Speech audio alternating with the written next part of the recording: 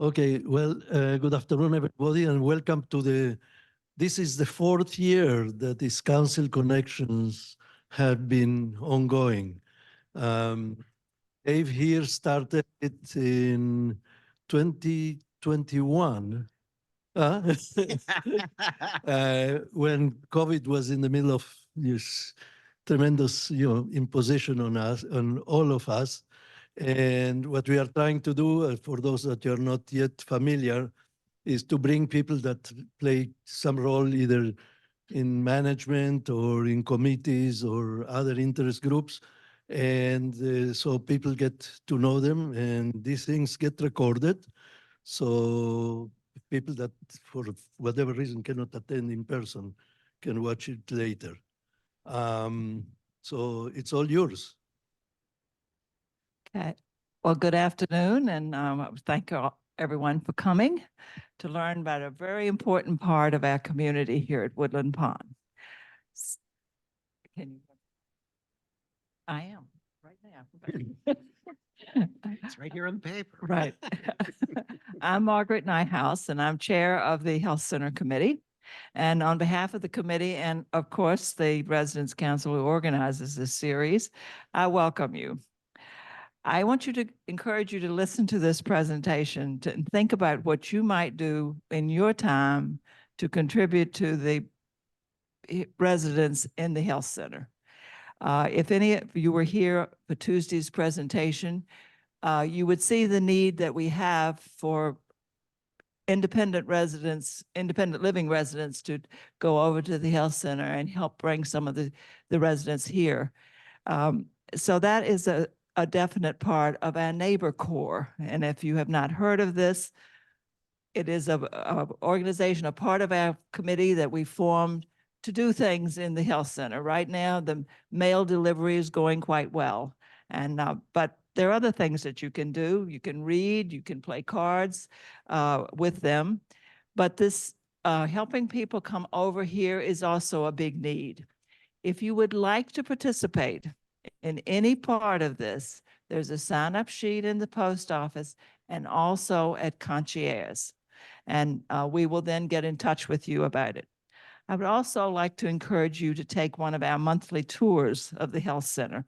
The next one will be on Monday, January the 22nd.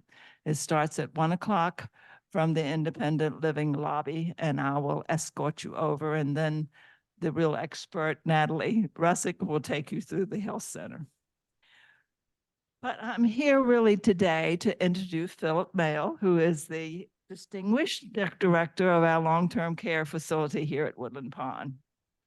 It's been my pleasure to work with Philip for the last year and a half, but his tenure at Woodland Pond is much longer than that. So my first question to Philip is, please tell us something about your family. Okay. Thank you, Margaret. And if I may return some compliments, Margaret's been chair of the Health Center Committee, succeeding Ted, which is no easy feat because Ted did such a marvelous job. But Margaret has proven to be so capable and so engageable and so extremely competent. And I enjoy working with Margaret and the committee so much. And I actually really enjoy coming over to this side of the campus. My office and all my doings are generally in the health center. And there's people in this room that have spent some time in the health center, or you've had some loved ones in the health center, or you're terrified of the health center. Generally, people fall into one of those three categories. And so having these types of conversations, I think, is mutually helpful in answering each other's questions and concerns and suggestions and critiques. So it's an absolute pleasure to be here. About my family, well, I was actually born in the Hudson Valley, but then I moved down to New York City, where I spent most of my formative years, all of high school, college. I got my undergrad degree in clinical social work at NYU. I got my master's in social work at Columbia. Spent a few more years there, and then moved back up to the Hudson Valley, deciding after children were born and such that New York City wasn't the ideal place for us at that time anyway to be raising kids. So I have two daughters who are now adults. My oldest, she is just graduated a couple of years ago with her master's from the Brooklyn Conservatory. She is a musicologist and a cello performance major. In fact, this weekend I'll be down in the city watching her perform. Um, and my youngest just got her bachelor's from SUNY Albany, and she is working in urban development and sociology. And so I couldn't be prouder of them both. I am married to a man named Andrew, and he is a computer expert extraordinaire. He does all things primarily Apple computers. And his job, since I uh, managed to convince him to leave Southern California to have a relationship with me on the East Coast. The payback is we have to go to Southern California every other year, which is my cross to bear to have to meet that end of the bargain. But he has many private and often famous clients. I call Sharon, Connecticut, and that whole area, some of you are familiar with it, kind of LA East. And there's some hidden stars and wealthy people there. And they all have Apple programs and iOS devices. And often the phone call is, I forgot my password, but so be it. He's willing to help. So that's my happy little family here. Although my family literally here has grown, in that my parents are here in Woodland Pond in the health center. About 2 years ago, they came up from Florida, where they had been living very happily for quite some time until that became less and less feasible. We all know how that goes, right? So my mom is in assisted living. Many of you may have met her. She does come over to independent living a lot. My dad is in skilled nursing. His cares are obviously a little bit greater, but it's really been a joy to have them here. Not that every day is the easiest day. This business of life can be difficult sometimes, but to be able to be there and support each other and spend some time with my parents that I hadn't been able to for quite some time has been special. And obviously to be a part of overseeing that they're happy and they're comfortable and as healthy as can be in their later stages. It's a real privilege. So yeah, that's my family. Oh, I left out, I do have a twin sister. She is still down in Queens. So it's always nice to see her. And I have a brother who lives in Las Vegas. So I think that should do it. Thank you, Philip. And next, tell us how you became actually to Woodland Pond, and how is it different from what you expected? Okay. So let me talk a little bit about my background before I get to how I came to Woodland Pond. Both my parents are, I don't know, retired Lutheran pastors. And there's a long line of pastors in our family. And for whatever reasons, I think the expectation was that I would be the next one. That was not my calling. However, I have always looked at social work as a form of secular ministry, just being a part of the community, being involved in the community, and seeing how me as one person can help to be a positive influence and to make some positive change in whatever way. So I do attribute what I do to my parents, even though if it's not certainly apples to apples. But so through that, once I graduated, my very first job was in trauma care. I worked down at the various trauma centers in New York City. My job as a social worker, which is my primary profession, was to go to the various ERs and setting for child abuse cases, rape cases, gunshot cases, things like that, which was obviously exciting, difficult, challenging. And in doing that for a while, I became frustrated, not in the work itself, but that I was forming brief contact relationships with people that were then gone in a snap. You know, these people that our lives intersected at this moment in time of tremendous crisis, and then I never knew how the story ended. And personally, that became frustrating to me. And so I started to look at working in long-term care. and so I started working at some social service jobs at some of the nursing homes down in Queens.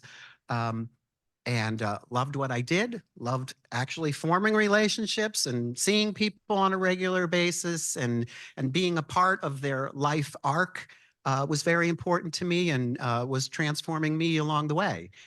Just experiencing what other people experience, and growing my own perspectives on life, and it just became very important to me. Um, Over time, I got promoted to director of social work type positions and the lot. And I started to get some nudges from some colleagues of mine saying, you should go for an administrator license. You should go for an administrator license. And it took a lot of pushing.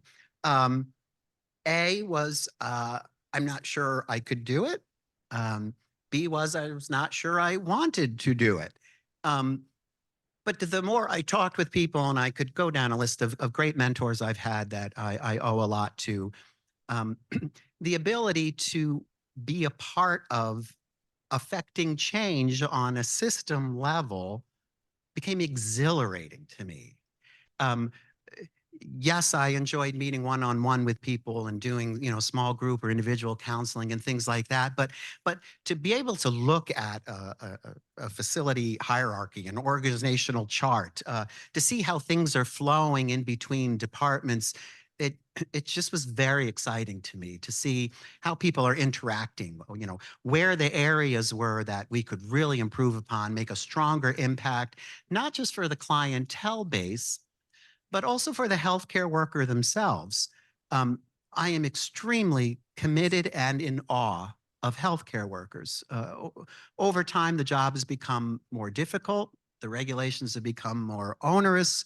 The challenges have, between pandemics and, um, changing political atmospheres, and it's just become more and more of a challenge. And the result of that, as we're seeing, is it's getting harder and harder to recruit people into the field. We'll probably talk more on that later. But the people who do show up every day, it became just as important to me to create an experience for the healthcare worker that was just as edifying, or at least edifying in different ways, than that of the residents that we help take care of, because I don't believe those two things are mutually exclusive. I feel you have to pay attention to both. So once I moved up to the Hudson Valley, I was working for the Health Alliance organization, which Woodland Pond, those of you who've been here a while, Woodland Pond used to belong to Health Alliance. Health Alliance was taken over by Westchester Medical Center.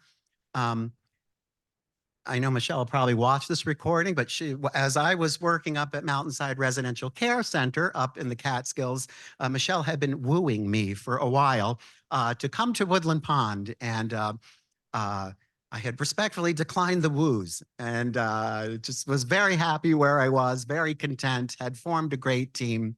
I don't know how else to phrase this. When Westchester Medical Center assumed control, there were some changes I wasn't so comfortable with, some things going on that just became less in line with my vision of what it meant to be a healthcare professional. And simultaneously to that, and serendipitously to that, Westchester Medical Center decided in their organization they did not have an appetite to hold on to a CCRC. That would be us. So they spun Woodland Pond off.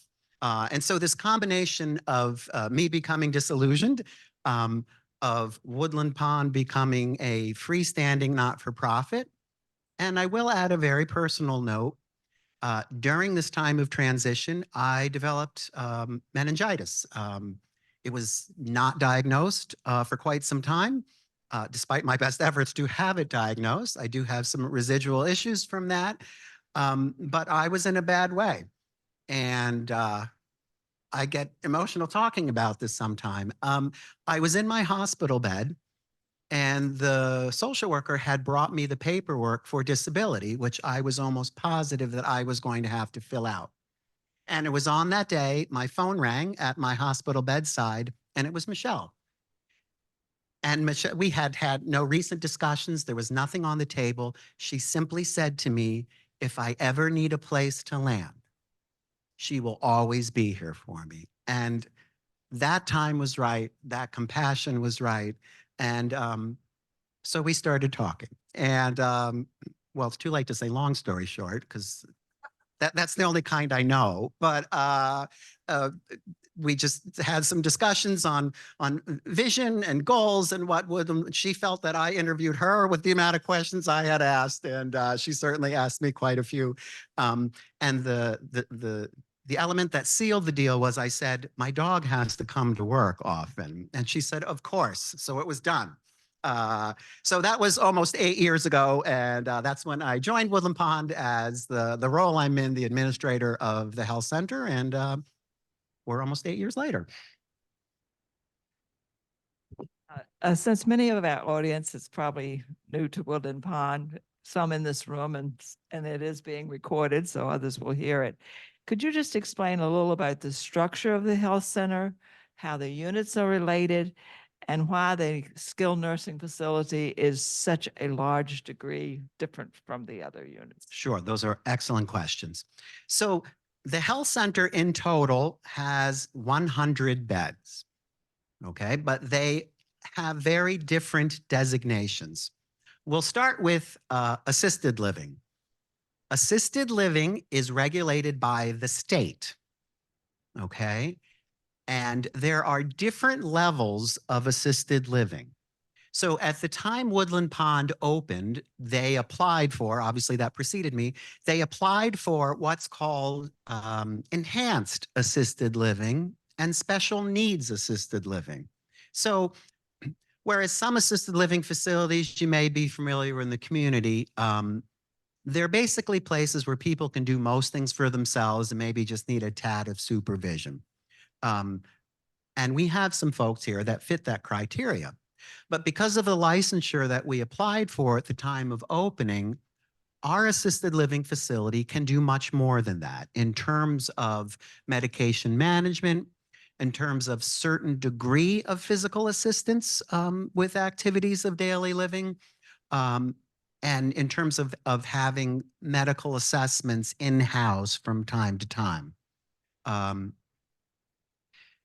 Garden View, which you know of as our memory care unit, that falls under the assisted living auspices. So the regulations that manage assisted living on the second floor are the very same regulations that, with some differences, because Garden View is a special needs level of licensure, but it's all under the same auspices. So that takes care of, so Garden View has 20 beds. And assisted living on the second floor has 40 beds. Okay, so that brings us up to 60, right? And I got my math right so far. Yakov, you got, okay, good. Fingers and toes. So that leaves then skilled nursing, which is the heaviest care unit. And skilled nursing has 40 beds. And skilled nursing is governed by the federal government and the state, so CMS. It is the area of Woodland Pond is the most highly regulated, the most frequently regulated, and the most onerously regulated.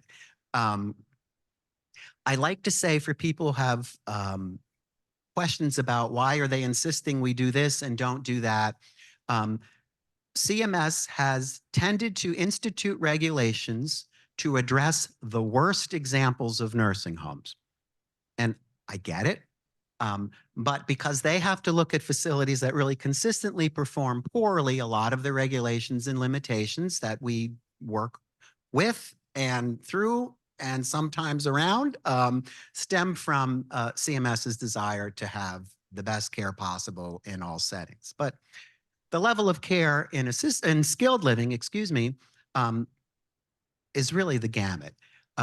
We can do and do well with wound care. And I'm talking people who know wound, like stage 4, large open wounds down to the bone. We can handle that. IV antibiotics, we can handle that. Various forms of respiratory treatments, injections, all of that kind of thing. We can do most of that on the skilled nursing unit. The skilled nursing unit is also where the heaviest degree of rehab can occur. So we have on our staff physical therapists, occupational therapists, and speech therapists.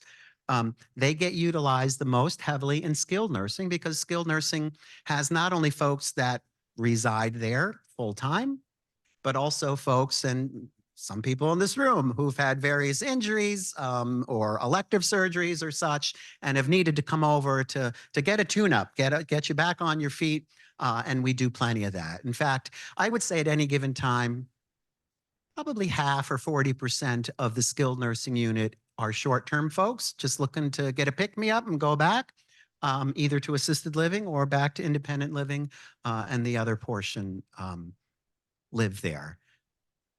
On assisted living, moving back to that, once someone gets to the point where their level of care starts to become heavier, they require some real frequent nursing treatments on the level of an RN, or require mechanical devices to help them transfer, to get out of bed, to get out of a chair.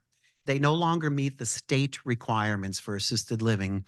And then discussions begin on how do we get that person over to skilled nursing. Is that more than anyone needed to know? Certainly not more. It was very interesting. You mentioned earlier staffing, and the state of the industry, how it is. Of course, it's a problem everywhere for every field, but can you tell a little bit about what's going on in the industry wide and what Woodland Pond is doing to give us a little bit of a step up? Yeah, I actually look forward to talking about this because, and I can understand it. You know, if you've ever visited somewhere or even here and it happens to be a day where staffing didn't work out the way we want, and I'm super transparent, I'll sometimes get the question, well, why didn't you just bring more staff in? And I want to say, now it's being recorded, it'll be memorialized till the end of time. There is never a day here at Woodland Pond where we make the decision to not have enough staff. That never happens.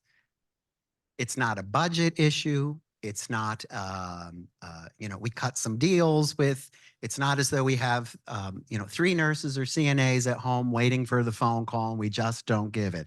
That just doesn't happen. We always try to staff above the minimum standard. Recently, CMS, that's the folks who govern skilled nursing, right? They have implemented a mandatory minimum staffing ratio. I won't get into all the formula on that. Since that implementation, I think it's been a year now or pretty close, Woodland Pond has every quarter been above that standard. And that's not just arbitrary information that we submit. CMS has its little computer tentacles directly into our payroll system. They know who's here. They know who got paid. They know who had a day off. They know all of it. And so those records come directly from that submission. So some of you may have been aware there was a pandemic. Even before the pandemic, the United States as a whole was starting to show that people were not going into the healthcare field in the same rate they had to, or they had done previously. Now, when I say the healthcare field for a facility like this, that pretty much means CNAs, certified nursing assistants, home health aides, LPNs, licensed practical nurses, RNs, registered nurses, pretty much that crowd. People, so a problem that had already existed got exacerbated by the pandemic. Throughout the country, fewer people are going to nursing school, fewer people are taking the 8-week course to become a CNA, fewer people are going to BOCES to become an LPN. And so as a result, the needs haven't gone away, right? And so facilities have been fighting each other harder and harder and harder. Well, at least facilities that care enough and to attract the crowd that is out there, the few people still going into it or the current people in the field. Woodland Pond has done an extraordinary amount to both recruit and retain staff. And I think it is no accident that our numbers continue to be above the state and national average. I think the recent percentile, we are in the top 20% or something like that, which is pretty darn good for not even living in a major city. So what are some of the things that we do? We offer sign-on bonuses. We offer referral bonuses. So if one employee has a good friend that just became a CNA and they refer that friend to come and they meet all the standards, not only does the person who referred them get a bonus, the person who accepted the job gets a bonus. We have had several raises in the last several years, and I am a full proponent that healthcare workers deserve to be compensated. And traditionally, the field has not paid frontline CNAs. A facility is made or closes on the backs of how many CNAs you have and how good. And these are the people who come in, they give you a bath, they help you with the toilet, and what's considered kind of the inappropriately and dangerously by many facilities to be the low rung people, when it's the exact opposite. We need them more than if I didn't show up for a week, Woodland Pond would run. If all our CNAs didn't show up for it, we'd come to a screeching halt. So I don't think that's hyperbole on that at all. So what do we do about that? In addition to the financial incentives, in addition to Woodland Pond often absorbing the cost of healthcare, employee healthcare, we all have our healthcare plans. Those sometimes go up 10 to 20% a year, the cost to, and Woodland Pond, more years than not, has absorbed that completely so as not to put that financial burden on staff. So the commitment to keeping staff in terms of putting our money where our mouth is overwhelming. The other part of that, something that, I never say I'm an administrator, period. I'm a social worker who happens to be an administrator. And this goes back to when I was talking about the experience of healthcare workers. We have to create an environment where people crazy enough to work in healthcare, where they're working 8 hours, 10 hours, 12 hours, 16 hours sometimes if it's bad weather or someone calls out. And in a field where folks understandably aren't always their best, and they're still choosing to come back to work every day. We need to create an environment that as supervisors, as an institution, is flexible. If they're human beings, their children get sick. Their moms have falls and suddenly need a little more care. They hadn't had a vacation in a long time and they need to take one. We are as flexible as possible on. They need to change their schedule. Something in their life has changed. We will bend over backwards to try to accommodate that person, to make sure that they know they have a place here that honors them as human beings. We have an employee cares fund that comes directly, voluntarily out of other employees' paychecks. That's there to help that CNA who's had car trouble and they can't afford it. They've had a series of events and they can't make rent that month. We pay for it. That all comes out of an employee's care fund. We have made the strides to become the first CCRC in New York State. And I'm not unsure the whole country that has been branded by the Human Rights Campaign to be a facility that is friendly and welcoming, meeting their strict standards to LGBT persons, not only as residents, but as staff as well.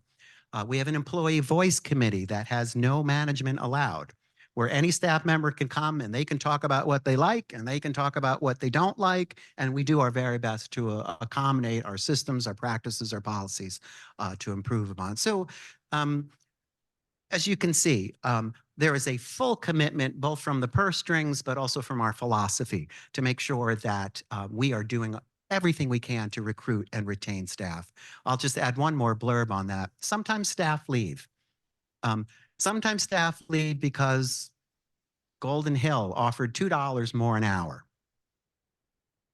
The majority of staff that on their own terms has left us come back. And those are often our best employees because these are even on our worst days. And again, we never schedule intentionally a bad day. It's suddenly a day, 2 people called out with sickness and and you're left scrambling a little bit. But some of these facilities, and I'll say it, particularly the private facilities, you will have 1 nurse and 1 CNA for at least 40 people. 40. There is no way those people are getting turned in position. There is no way they're getting changed if incontinent. There's no way they're getting walked. It just isn't happening. And we've had staff go to those places and say, oh my God. Not only worried about their licenses, but worried about human beings not being taken care of. And it is a bad, ugly scene. One of my credentials I didn't mention is I'm also a consultant for Leading Age, which is the primary nonprofit advocacy group for healthcare facilities in New York State.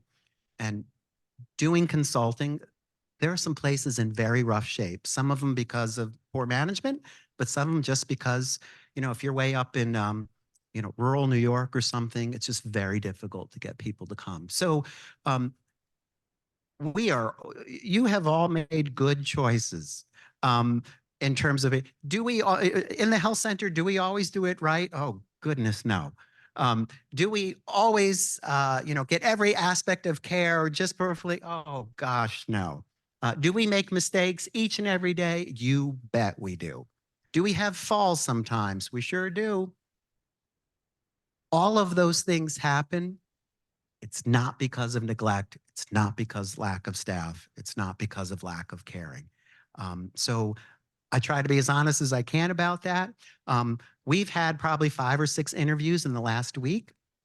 So we are constantly interviewing. And most people are delighted to come work here. Some of you who were at the meeting yesterday got to at least lay eyeballs on our new director of nursing, Deb Vining.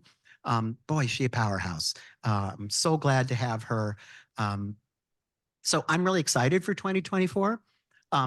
As the administrator of the health center, this is probably the first time in maybe 6 years where I feel that all of the people who are in the key department head level positions, activities, dietary, physical therapy, all those social work, I feel like we have the right people.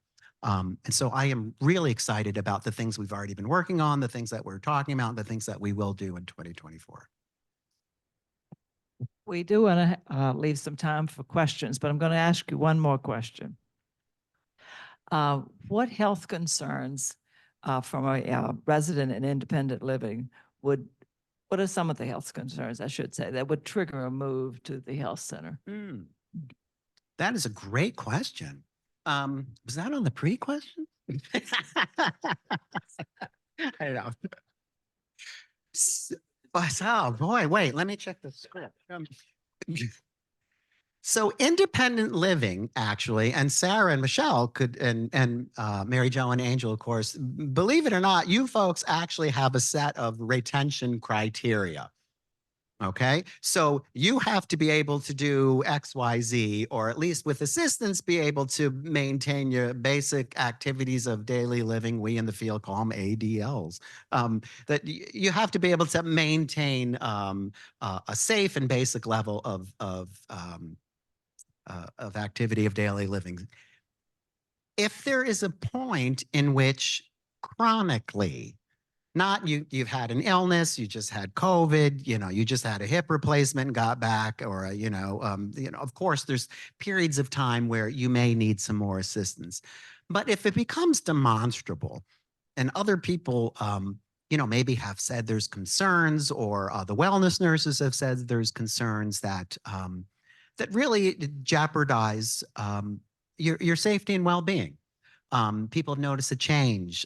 You've fallen a lot. And none of these things are automatic. I don't mean to put, a scare into everyone, but I think you moved into a CCRC for partially that security, and that other eyeballs are looking after you, that you have a community and that we take care of each other. And so if you're having trouble on your own, or you may not even be realizing it, sometimes, we might as well be honest. Sometimes the dementia word can creep up on some of us. Doesn't mean we all get it. It's not an automatic. Sometimes we're not even aware of how we may have slipped over time. But any of these issues that really would prove to be a chronic threat to your safety and well-being would at least raise the discussion that another level of care at Woodland Pond would be necessary. Here's how it never happens. You're not going to get a knock on your door and suddenly there's going to be a bunch of people in green shirts dragging out your furniture and pulling you out on a bed sheet. That's not how it works. Should there be concerns that arise, one of the wellness nurses certainly will have discussions with you. How are things going? What has changed? Don't look at those as, I realize it can be very intimidating. We all want everyone to succeed. And the philosophy very much, even if it's in the health center, a particular level of care, is we want people to remain in their homes as long as possible. So if there's anything Woodland Pond can do to help supplement whatever you need, regardless of what level of care you're in. When I say that, I mean, we don't take lightly if someone has to move from assisted living to skilled living. We look at every possibility of what can we do to maintain that person in their current area so that a move doesn't have to happen. And that's the same for independent living. There will be lengthy discussions. There will be, on resources and things available that would be able to help you. I hope that answers that question. Dave was going to pass the mic around, but I do want to remember, wait for the mic because you are being recorded. And if you don't have the mic, you won't be. So, and we also might hear you. And then Philip will answer your questions for you. I just had a quick comment. Yakov said that when we started this, it was some time ago. We had nobody in the room during COVID. And then later, more people would come. This is as many people as I've seen for one of these presentations. So good on you, Philip. You're Oh, wow. quite I'm honored. Thank you. So hands up. Surprise, Betsy. What is CMS? Oh, great question. That's a pitfall we healthcare workers often fall into with all of our acronyms. It's the Center for Medicare and Medicaid Services. It's the feds. Yep. So as a facility that participates in receiving Medicare and Medicaid dollars, we are subjecting ourselves to their regulations. Good question. Philip, you mentioned the new hire, the nursing supervisor. The director of nursing, yeah. You were very excited about it. Can you say a few more words about her and what she does? Sure. Her name is Deborah Vining. Deborah Vining has experience in a lot of actually local homes, Northeast Center, Pembroke. She's an RN, of course, but she has had, she's been a director of nursing for several years at those facilities, sometimes just as an acting one, sometimes as their permanent one.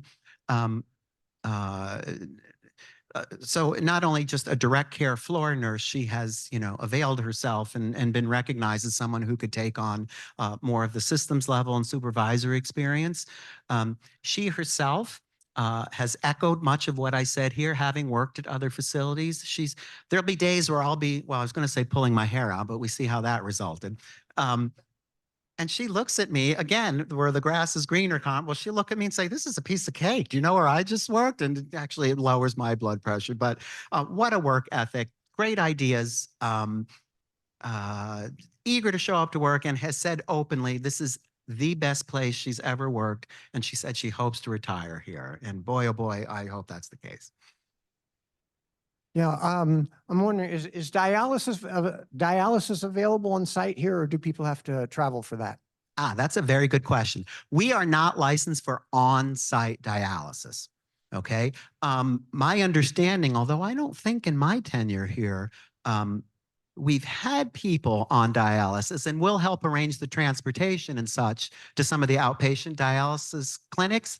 But I'm not a real expert on this field, and I should bone up on that. But I think to do on-site dialysis, you have to achieve a certain level of certification and expertise.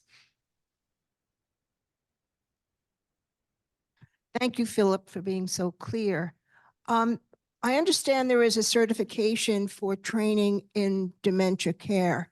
And if there is, I wonder if anyone in Garden View has it. And if I were to go to Garden View, what differences would I see from when I was there 2 years ago? That's a great question. There's no national standard on dementia care certification. We do have staff, various organizations will offer training and give a certificate, but there's not a national standard for that. Now, Deb Vining, our director of nursing I just mentioned, she has a certification in dementia care. We provide to all our staff in the health center as part of the mandatory some level of dementia training. Tiffany Burpo is the LPN who is the Garden View lead right now. She also has dementia training. What we've been working on more on Garden View is a couple things. And Sue Close is certainly and I saw Sue somewhere. I think there she is. Sue, do you have a certification also? I'm a certified therapeutic recreation specialist, but I am not a dementia practitioner. Okay, but there was some overlap in there, correct? Oh, sure. Yeah. So we've been working harder to have the activities more catered to folks with dementia, and I don't mean that in a demeaning way whatsoever. People can sometimes misread that. The goal is to have an activity that the resident themselves feels is purposeful, is meaningful, and they're deriving some sort of joy or experience with. And so I know Sue's been working very hard to make sure that that kind of practices are being implemented. We have more exercise and walking going on in Garden View than we ever have before. Kate is a help with that. We have been doing our very best to keep the Garden View staff. And so even on our days where we're short and we have to move people around sometimes, which is just the fact to make sure everyone gets care, Garden View does get special attention to try our very best to keep the same staff on Garden View. We have some terrific aides that, not that the others aren't, but we've been looking very carefully at aides that seem to, A, have the most passion and desire to want to work with folks with dementia, but also that we've recognized their ability to do so. So we've really tried to beef up the staffing in that area too. Okay. Oh, if I may also just, you've heard rumblings about the grand scheme for renovation and for the whole campus. And over here in independent living, that's going to be the first stage. But at such point, when it does move to the health center, and this includes Garden View, we're going to be looking at setting up much more communal, social, friendly areas, as well as much more light. We can talk about objectives all day. The ultimate measure is what the patients say. I had the opportunity 2 weeks ago to go into skilled nursing and spend some time with one of the patients. And before we could end the greeting, the patient started telling me how great the service and the people in the health center were. And that's the ultimate measurement. That's lovely, Ted. Thank you very much. What's the approach to palliative care in the health center, in the specialty? Oh, that's great questions. Palliative care is, so the broad view of palliative care is to, we all have probably heard of that, is to keep someone as comfortable as possible, right? If we really get down to brass tacks. That can mean something different to every resident and their family. So palliative care assumes that the individual is no longer interested in pursuing aggressive treatments. It generally assumes that person does not want to go out of the facility anymore to go to various doctor's appointments and consults and diagnostic tests and things like that. So those are kind of the understood broad agreement on palliative care. There's some more minutia to it. Some people will say, well, I don't want mom sent out, but if she develops an infection, you can give her antibiotics here. We have the ability to have x-ray techs and things like that come on site. You know, if she's complaining about pain in her leg, we can have the x-ray come here. Or they may say they want none of that. They don't want mom touch. They want music playing in her room. They want her to have all the pain meds and positioning possible to keep her comfortable, and friendly visits, and that's it. So there's a degree the further you delve down. An important distinction also is we do contract with Catskill Area Hospice, and they provide hospice services in the health center, the entire health center. One does not have to sign on to hospice. It's your right, and you certainly will facilitate it. It's not required for us to provide palliative care. We can work out with the medical team and the clinical staff and what that looks like for each individual. The person-centered care philosophy is extremely critical to my philosophy. And so whatever that ends up looking like for the individual, we're going to do our best to accommodate that. Thanks. It's a very, very enlightening presentation. I wish I could learn some of the skills from you. But for the people that are in the independent living, and we have a whole array of people with a lot of skills and experiences, is there any room for people in independent living to help out in any way? Boy, Sue and Margaret, what do you think the answer to that is? Yes, Yakov, thank you for asking that. That's and that brings us, something that the Health Center Committee, right from the onset, that Ted worked so hard for, and Margaret has continued to work so hard for, is to really bridge, that path through those ominous double doors down by the elevator that bring you on to skilled nursing. And the people on the other side of those doors are us, right? They're the people that used to be your neighbor. They're the people you used to have dinner with in IL. And so first and foremost, visit. Simplest thing, visit. If you know yourselves, and we won't go around the room, but if you know yourselves that you had a neighbor, you had a friend, you had someone that you spent quite a bit of time with, and they're in the health center and you haven't come over to see them, we won't, no guilt trips, but consider it. Consider coming to visit them. That half hour you spend with them could mean the world. Maybe your friend, maybe they have dementia. Maybe they don't necessarily recognize you. Don't let that stop you. Read a story. Have a conversation. The conversation may be about something you never planned, and about people you never met, and about experiences you never had. So what? What I like to tell people in meeting with folks with dementia, it doesn't have to resonate for you, and they may not remember 10 minutes later that you visited them. But that time they had with you, having a friendly social, means everything in that moment of time. And these complicated neurotransmitters we have going on in our brains that release when we're having good feelings, those still keep going, even if they don't remember why they happened. So first is visit. You don't have to have special training. We can all read books. We can all have conversations. We can all maybe play games, watch TV, look at pictures. So I would start with that. From there, it can get more involved. And Sue and Margaret was talking about the neighbor corps. These are opportunities to see where you might be useful. Passing Mehl has been a great help. It might be working on special projects. Maybe Sue has a big art project she's working on. She needs more hands. Bingo callers.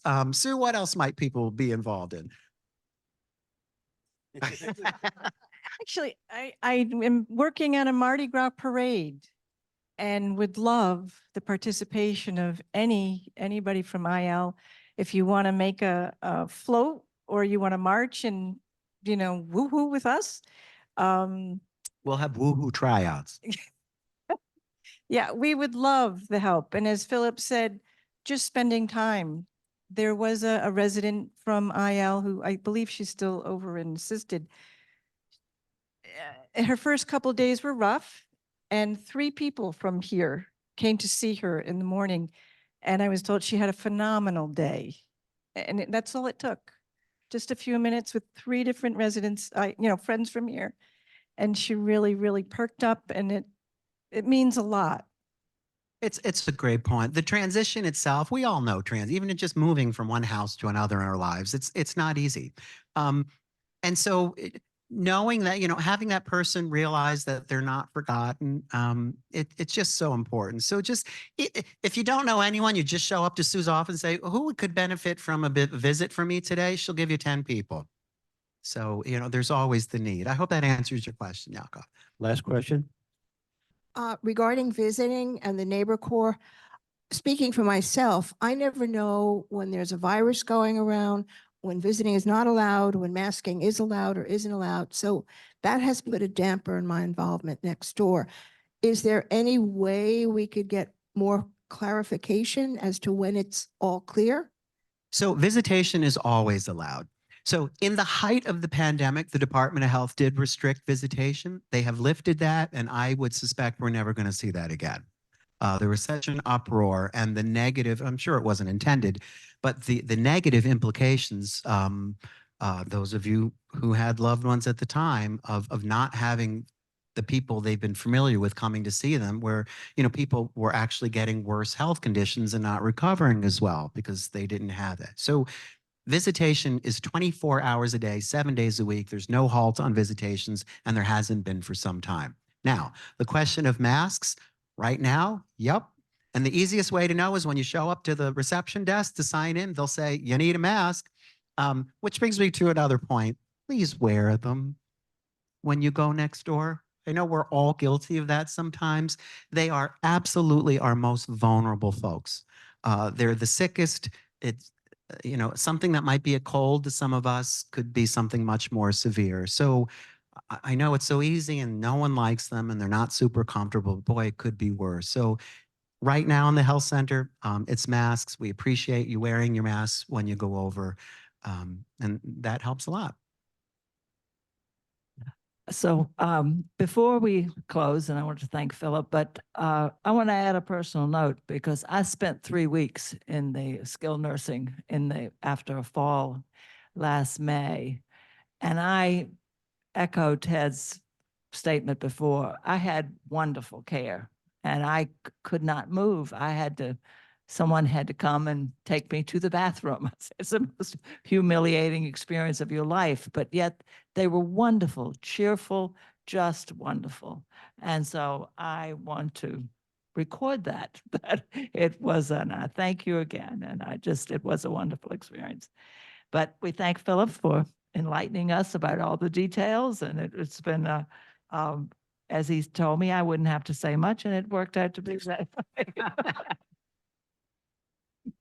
And I do want to remind you again of the sign up for all these wonderful things that you can do to help with the neighbor corps. There's a sign up sheet in the post office, and you can sign up at concierge.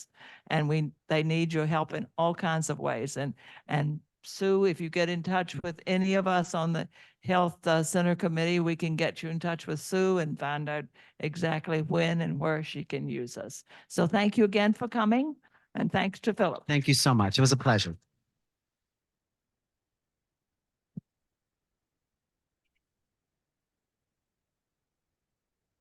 One more. Oh, okay. Yes. Pat said a comment on how people get, this is going to bring up two things. I'm going to end on a low note now. I'm often not the favorite person at Woodland Pond for two reasons. Well, they both fall under the same umbrella, is I'm making your life inconvenient, and I completely understand that, but here's why. Two issues. My spouse is on skilled nursing. Can I have my badge access to get through on the independent living side? And 99% of the time, I say no. And people get angry. The reasons, though, are so legitimate. A, we are required not only by CMS, Center for Medicaid Services, under regulations, but also by local fire code to know who is in that section of the building. Because if there is some sort of event, a fire or something, we need to account for everyone.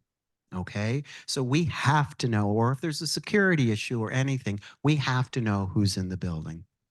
We also have to do screening. You have to sign in And we have to be able to say, we have mask conditions right now, or we don't. So that kind of passive screening must occur. So for those two reasons, and then the third reason, we have the responsibility of staff of knowing who should stay on the unit and who is allowed to leave the unit safely. All right. All of you are very nice people. Very nice people hold the door open for other people. You will not know if the person you just let out is someone that absolutely should not have been left out, right? Because they don't have a sticker, there's no scarlet letter, they look like you and I. So for all of those reasons, we ask that anytime you enter the health center, you go through reception. I know it's inconvenient. I wish they designed the building differently. They didn't. It's our collective cross to bear, but thank you, Pat, for that point. Yes, anywhere in the health center, you should come through reception. Yep. So once again, let's thank Philip for coming and spending an hour. Oh, even after that, I got a thought. Thank you very much for coming. That's great. It's always a pleasure. Oh, thank you so much. I appreciate it. I just wanted to tell you another anecdote I didn't say. We had already married here. And we were come down here with some stuff and go back.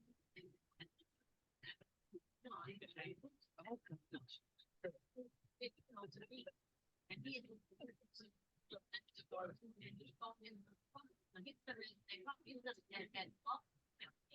pick up our mind And they're thinking how much they're losing, yeah.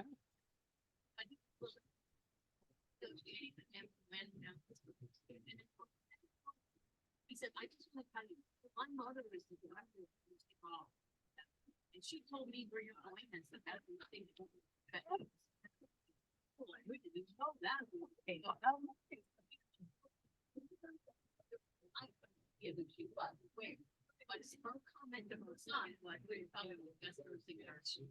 Amazing. Thanks for sharing that. What year was that? 22. Wow. Awesome. Thank you for sharing that.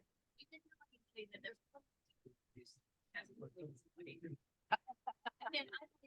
then I could find out.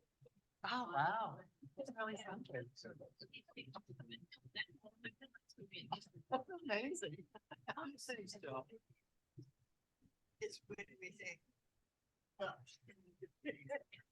It's another business. It's going to be. And I think mistake you have.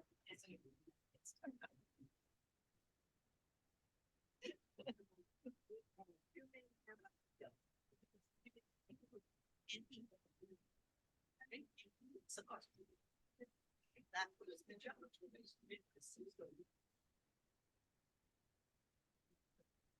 He was like,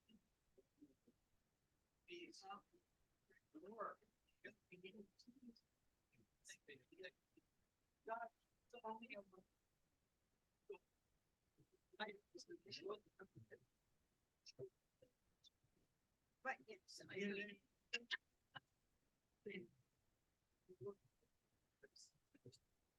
This is. There's so much. Realize that you have to get the game.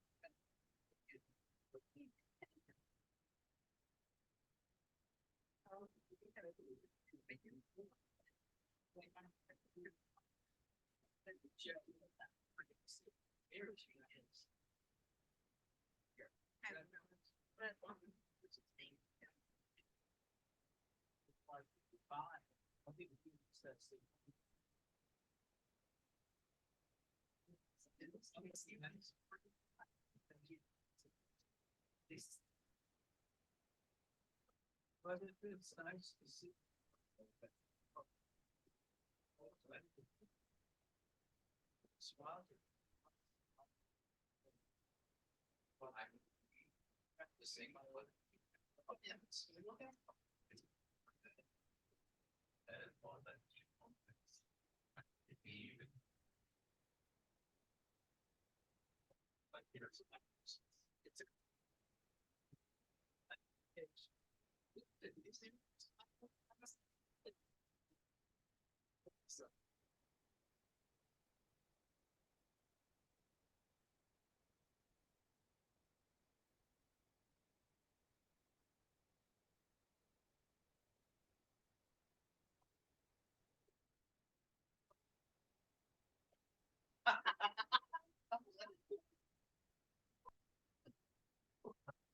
What's that though, Mark? So what about, I got him.